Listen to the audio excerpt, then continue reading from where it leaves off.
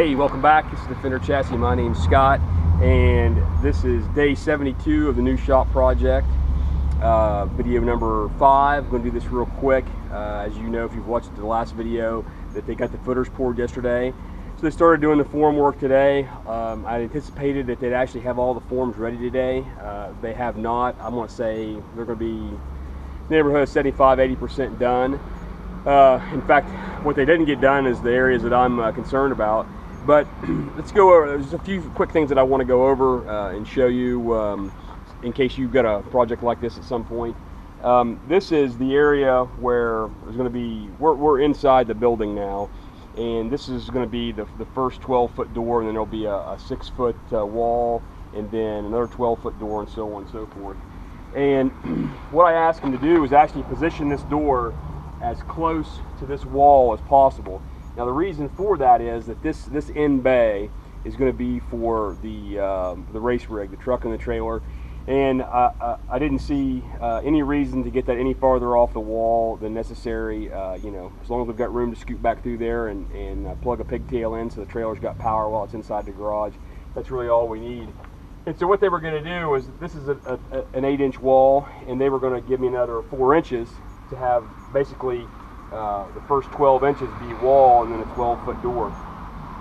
But as I dug into it a little bit, what I found out was that the tracks for the door needed 4 5/8 of an inch. So, you know, that 5/8 of an inch, I could probably make something work, but I went ahead and had them kick it out another 4 inches. So, or actually 6 inches.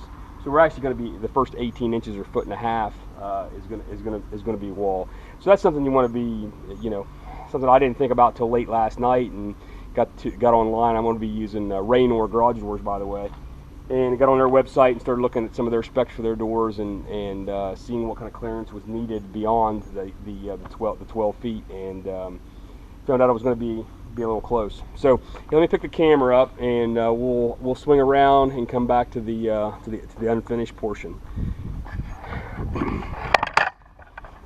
So right now, as we're standing, we're going to be about 6 inches low. Actually, probably not quite that low, because they've got to use a lot of this dirt in here to backfill all of these sides.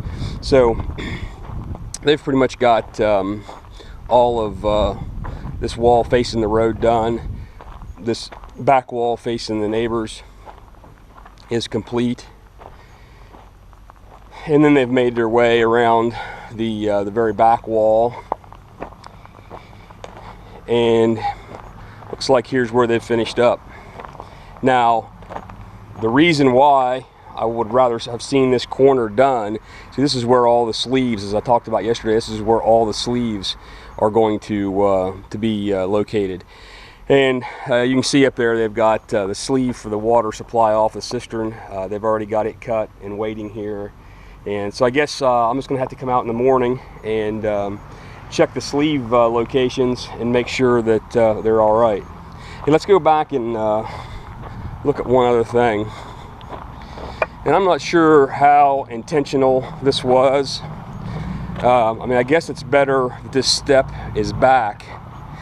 But if you look right here, there's where that footer steps down. And you can see they're a good, I don't know, 5–6 inches away from that form. And that form is closed in on the end. So when they pour these walls, that's basically going to be open there.